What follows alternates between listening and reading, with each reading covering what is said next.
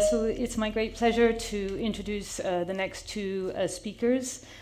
We have Simon Pezold, who's a senior machine learning engineer at AOT, and he did his PhD in biomedical engineering from the University of Basel, and he's focused on computer vision and semantic segmentation in medical data, unsurprisingly, which includes both classical and deep learning techniques, which I think you'll hear a lot about in terms of speed that you need to do in some of the medical applications that classical can be as good as deep learning.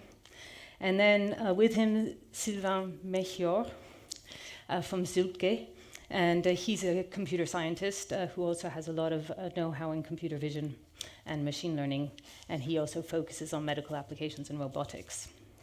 And today what they're going to talk to us about is a conformal prediction in bone surgery. So conformal prediction is a very powerful statistical method which doesn't require any underlying knowledge or assumptions, which I can imagine is very important for the use cases in terms of surgery, and then this and regulation. And then the second thing that they're going to talk about is how you would demonstrate the flexibility of cutting down and knowing very precisely the rest of the bone that's left for real-time measurements during the surgical process. So I'm really excited to hear this talk, and I welcome them both. Please.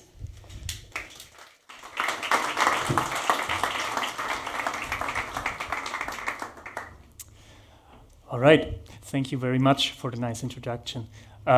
So we'll talk about conformal prediction for bone surgery with the surgical robot Carlo. We've already been introduced. This is Silvan from Zülke, Simon from AOT. So what are we going to talk about? We are talking mainly about the surgical robot Carlo. With this surgical robot, AOT wants to revolutionize bone surgery. So the key technology of Carlo is cutting bone with light. So with a series of laser pulses, bone is gradually removed, and so the bone is cut while the robot follows a pre-planned path. With this technology, we got a number of benefits compared to classical surgery with a saw. For example, we can do a number of cut geometries, not only straight cuts, as you can see here in this demo, or rather simulation, as fewer debris accumulates in the bone during cutting, healing is faster, as the laser is sterile and contact-free by design, complications are reduced, and as the robot follows a pre-planned path, the complete workflow can be digitized. As of today, more than 100 patients have been successfully treated with Carlo, who is the first CE-certified laser osteotome in the world. To monitor the progress of cutting, Carlo has a built-in OCT system, or optical coherence tomography system. OCT generates images from light reflections, a bit like ultrasound, but with lasers. And so for each ablation pulse that we do to remove bone, we'll acquire a 2D image of the bone, of the cut, and then we'll segment this image with a UNet, and then we'll estimate or evaluate the surface profiles with a rule-based algorithm. So there's already the mix between classical and deep learning approaches to get the actual depth of the cutting. And then during surgery, these results are visualized to the surgeon in real time as a 1D cut profile, as you can see here, which is also updated in real time. Now, what does this all have to do with conformal prediction? Maybe you'll ask yourself. So every time we take any measurement, we have a certain degree of uncertainty present. And this uncertainty stems from both the measurement device and also from the data itself. So if we have an idea of this uncertainty besides our actual measurement, then we can adjust our trust in the actual measurement. So take as an example this the classifier that classifies cats versus dogs. And if we train a classifier on this task, it will give us a result in any case, like in the obvious ones, but also in these more ambiguous ones, like the cat dog here, or even the out-of-distribution examples. And if we have, along with that, a certainty estimate or an uncertainty estimate, then we can actually put these results into perspective. And this is more important even for a high-risk application, as you can imagine, such as bone surgery. And if we use ML approaches in these settings, so to increase trust in these approaches and help their adoption. So usually when we talk about uncertainty estimation in machine learning, we mean the following. Usually we have some model with a scoring function as an output, and then we calibrate these scores, that is, we transform them so that they more closely match the actually seen class frequencies, for example. And then we also have to handle model uncertainty, so for example by an ensampling technique. And an underlying problem with this is the assumptions that we have to make there. For example, the distributions that we assume. And so this means that even if our uncertainty estimate is correct under the assumptions that we make, maybe the assumptions themselves are wrong, so the uncertainty estimate is also wrong. So what conformal prediction does here is taking a bit of a different approach. So we start with a trained model, such as a classifier or regressor, and we will not touch it at all. Then we define an error rate, or we desire a guarantee to which our actual result, classification or regression, should be correct, the percentage to which it should be correct. And correct in this case means that the ground truth value lies in the prediction set. Because what conformal prediction does is turning point estimates into prediction sets that cover the true value with a desired guarantee. And we call this process conformalization in the following. So for a classifier, for example, rather than a single class, we will get a set of classes as a result, and for a regressor, we'll get the interval rather than a single value. Now, there's some of the properties that make us actually love conformal prediction. So it's a distribution-free approach. So it outputs the prediction sets under the only assumption that the data points in the sets that we use are basically interchangeable. And it's a model-agnostic approach. That means it works on top of any model that provides us with a score function. And in a lot of settings like classification, regression, and segmentation. The guarantees on the coverage of the true value is a statistical one, and we can set it in advance. And last but not least, the technique is really easy to use, as we'll see in the following, and there's a lot of software library support on it. Great. So is this microphone on? Yes, perfect. So speaking about these conformal predictions, you have seen that you want to go from a prediction point to an interval or a set. And how is this possible? And first, let's look at a very simple example to understand this and then derive the recipe. And speaking of recipes, let's say we want to classify fruits and vegetables. And we have some measurements of these fruits and vegetables, for example, the color and the size. And then we have some pre-trained model, which gives us an output distribution. Like, for example, something yellowish with 10 centimeters in size might be a banana or a lemon. And I mean, we have these probabilities here, but this is just some model. It's not calibrated, and so we have actually no guarantee at all that these are true values. So the question is, how do we ignore this and instead use this somehow to bring it to a set, a prediction set where we have, it's one of banana or lemon with 90% probability, where we have this guarantee, like this 90% is then really guaranteed. And well, the procedure is very simple. It's only 4 steps.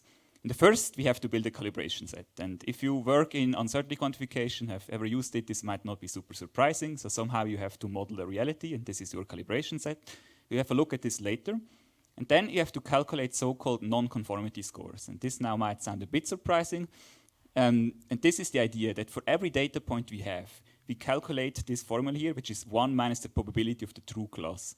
For example, here, if we have something which is green and 15 centimeters in size, and we say, well, it might be a cucumber, it might be zucchini, and actually it would have been a zucchini, then the score for this specific data point is 0.68, because it's 1 minus the probability of the true class. So the larger the score, the more uncertain the model was. And this is also what this conformity score is about, like how non-conform is the model. We can do this, and we can do this for every data point in the calibration set. And if we do so, we have a bunch of numbers. And what we can then also do is calculate the quantile. The quantile Q hat, so this is the critical number we want. Since we want to have a coverage guarantee of 90%, we calculate here the 90th quantile. And this is this Q hat. And this can now be used in the future. Like whenever we have a new data point, then we can just look at the class distribution and include all the classes whose conformal score is below Q hat. And since Q hat is 0.8, it means all the classes who are above 20%, since the conformal score is 1 minus the probability. And so this is the procedure. It's very simple. And it's also basically already the recipe, because the generalization is nearly the same. It's just, this is conformal prediction in these 3 points. It's really just, we have some input x, some output y, we have some chosen error rate alpha. Then we define a score function, which should somehow agree, like show if there is verse agreement between x and y. And then we compute the quantile. The quantile based on the error rate we have chosen before from all these calibration scores. And this gives this Q hat, this important number. And based on this, we can then build the prediction sets by just looking at all the outcomes y, where the non-conformity score is below this Q hat. And if we follow this very simple recipe, then we have actually a mathematical guarantee that if we have IID data points, including the test point, that the probability of covering the ground truth is above 1 minus alpha. So there is one data left out in the paper, like you have to have a small adjustment of the quantile, but in general, this is the recipe. However, this score function S, this is actually the important point, because this is where all the things lie in. You can choose any S, it will always work, but intervals might just be absolutely unuseful. If you choose an S which is random, then your intervals will be random. They will still be 90% correct, because they're just huge and somehow randomly correct, but they're useless. And so this S is the important point. And we've seen that for the classification, we can use 1 minus the probability of the true class. The question is, what do we do in regression? Because we have a regression problem here. We have a depth measurement, which outputs a number. And, well, let's say we have a model which predicts quantiles, because this is one of the... There are many ways to do regression problems with conformal prediction, but one is conformalized quantile regression, because this is a very useful sense in most cases. And let's say we have some model which predicts quantiles. So we have, for example, one which predicts the 5th quantile and one which predicts the 95th quantile. And then, let's say in this example, we have some model which gets an image of something and then tries to predict the weight and says, well, this is maybe between 0.05 and 0.3. Then we could already say, aren't we there already? Because we have a model which predicts quantiles. So actually, with 90% probability, this should be already true. And of course, we know it's not. These are all these assumptions. But what we can do is we can take this model, we have quantile regression, and turn it into conformalized quantile regression. And actually, the only thing we need to do is to define this score function, as you've seen before. That's the only thing where these methods differ. And the score function in conformalized quantile regression is the following. Like it's this max, as you see here at top, which looks maybe a bit confusing at first place, but actually the only thing we do is we calculate the distance to the interval. So if we're outside of this interval, it is something positive, and if you're inside the interval, it's something negative. So for example, here, again, in the first case, it's between 0.05 and 0.3, but it's actually 0.2, so we're a bit inside the interval, and the score is minus 0.1, sorry. And then in the prediction set, the only thing we do is we add this score, this Q hat, to the intervals. So if we were always a bit too large, for example, we make it smaller. If we're always a bit too small, we'd make it larger. So this is conformalized quantile regression, and that's everything we need to know about conformal prediction to apply to Carlo. Yeah, so back to Carlo, our surgical robot, and its depth estimates. So what we wanted to do to apply conformalized predictions here is surround the depth measurement values that we have with this certainty interval for the surgeon to have more information. And as the depth measurement algorithm itself already worked reasonably well and was already validated, as you can see in this prediction with ground truth plots, we didn't want to touch it. So conformalizing it seemed as the way to go for us. Now, you may recall from what I said earlier that basically the last step of our depth measurement is a rule-based algorithm, so classical algorithm in some sense. So it doesn't provide us with a score function. That is, we somehow needed to build a scoring function around our algorithm. And we did so with test time augmentation. That means, so from our images, rather than directly measuring depth in them, we first altered them slightly, like with small rotations and a bit of noise and a bit of intensity variation. And we did so 64 times per image. And so we ended up with 64 depth measurements per image. And from these, we could then calculate the quantiles that we needed. Now the question is, as Silvan said, is it actually a meaningful score function or a basis for it? And so if we have a meaningful function, we would somehow expect that the error in the depth measurement compared to the ground truth would correlate with the width of the quantile distance. And it does, as we can see from this correlation plot. But what we also see from this plot is that we still need to conformalize these intervals, these raw intervals that we get. Because the coverage of the true value in our test set is only 70.8% rather than the 90% that we desire. So what we did is we just applied what Silvan explained a moment before. Well, we split away first the calibration set from our previous test set. Then we calculate this correction coefficient to correct our quantile boundaries with, so to subtract it from the lower one and add it to the upper boundary. And with this, on our remaining test set, we actually really get the coverage that we want, or rather the coverage that we want, namely 91%, which is pretty close to the 90% that we desire. Now, why 91% maybe and not 90? Well, the point is that the choice or the drawing of the calibration set also follows a stochastic process. So the coverage guarantee, this 90% only holds on average in a sense. So you can think of flipping a fair coin a given number of times, and you will also only rarely see exactly the same number of heads and tails. What this coverage distribution does is actually it converges to the desired coverage for an increasing number of samples in the calibration set. And in our case, we had around 500 samples in the calibration set. Now, a remaining question is, do these intervals actually look meaningful? So here's some aggregate statistics. So on average, we got an interval width of 0.99 millimeters. And intuitively, you want to have small intervals to be meaningful. But not necessarily the smallest intervals are the best ones, because what you actually want to have is an uncertainty estimate, so they should be small for easy samples, large for difficult samples. So in other words, we want to have adaptive intervals or wide range in the intervals that we get. And from this histogram that you can see here of the interval width, you can see that we actually got this. And then there's one last aspect that we need to pay attention to that Silvan will quickly talk about. Very quickly. So we have seen marginal coverage is the thing we talked about. So in an image, marginal coverage looks at this coverage guarantee over the whole target population. And we have this 90% and we're happy. However, in most cases, we have not just some points, but we have actually groups within these points. For example, with people, we have different gender, different age groups, and so on.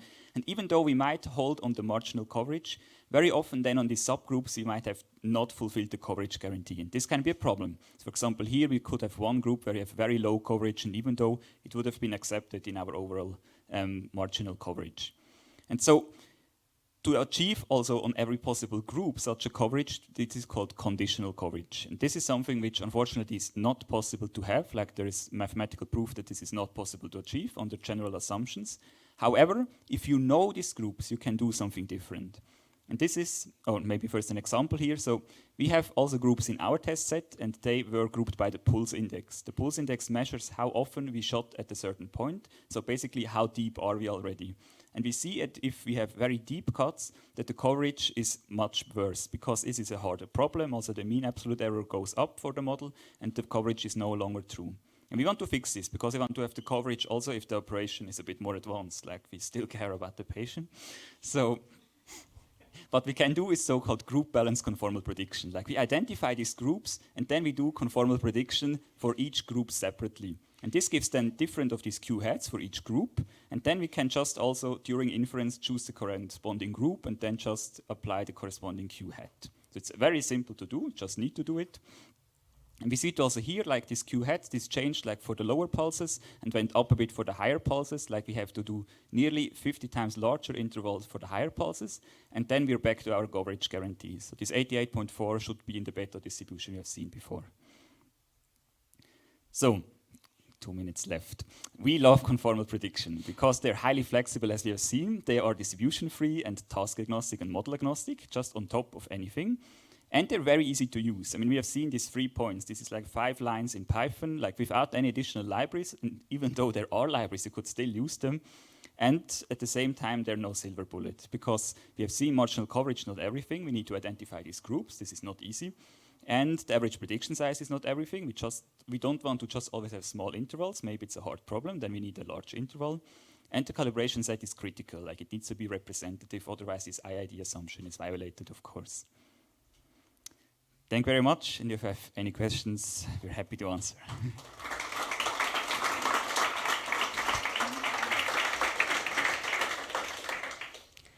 Thank you very much for this very interesting talk. Are there any questions? Yes, please. Maybe just one practical question. When you go with a laser and cut something here, you destroy everything around. How do you make sure that you only cut the bone and don't destroy while you penetrate? So the question was like, how do we only cut the bone and not destroy the surrounding tissue? It's a very good question, actually. So first of all, you need to clean the bone before starting to cut. So you clean the whole surface and then you start cutting on the bone, and then you don't want to penetrate what's beneath. For the interventions that we first did with Carlo, it was jaw surgery. So what's usually done there is you remove the soft skin, you put them. Sounds a bit of you put a metal spatula below the bone, and so once the bone is cut through, you don't hit the soft tissue behind, but the metal spatula.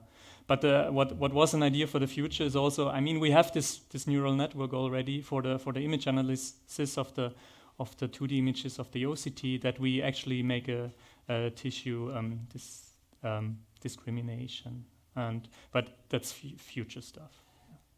Thank you. Other questions?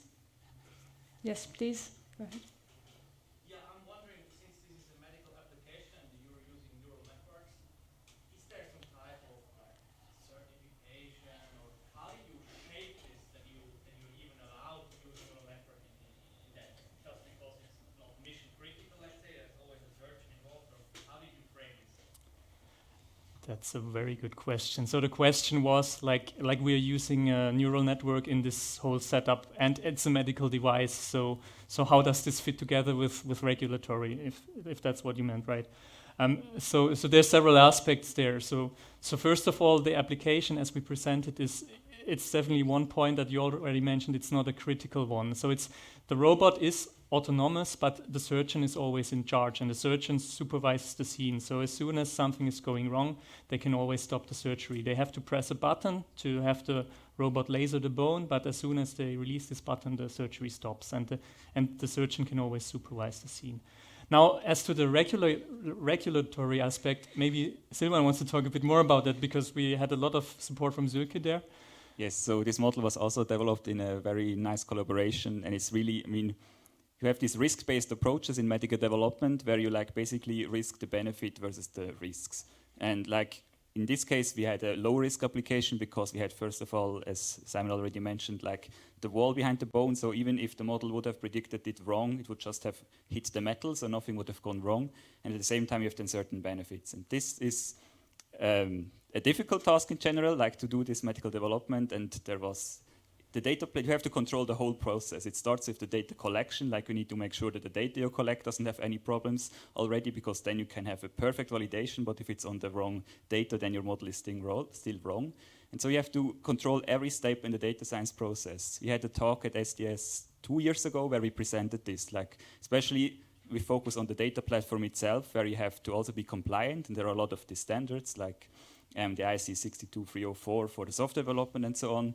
And there are a lot of processes involved, which all come down to risk management in the end. Do the benefits outweigh the risk which was introduced? Thank you. Final question? If not, I have just one question myself, actually. Do you see that conformal prediction will be used in other areas as well in your work, and more broadly in the medical field? And when do you think that would, or what applications do you think it would be relevant for? Well, I mean, it's not a new technique, conformal prediction. Like the early ideas go back to the 60s, 70s, but then it was on a very different name, and it got a lot of traction in, let's say, the last few years, where in general uncertainty quantification become more important. And we found out that we do not just need to predict something, but we should also have some guarantees if we want to use these models in real-life applications. And so since it's so general, I think there is no restriction of where it could be used. It could be used anywhere. At the same time, also, if you look at it, we transform this point to an interval, and not all applications are ideal for this. So for example, in other cases where we wanted to apply it, we had a ranking, like a classifier where we did a ranking, and there somehow an interval is not helpful because we already have a ranking, and we just go down as much as we want. And so there, I guess it really depends on whether you can replace a point with a set in the application. Okay. Well, I'd like to thank Simon and Silvan again. And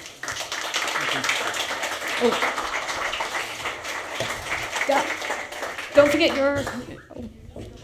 your bottles, your purple bottles. Thank you. Thank you very much.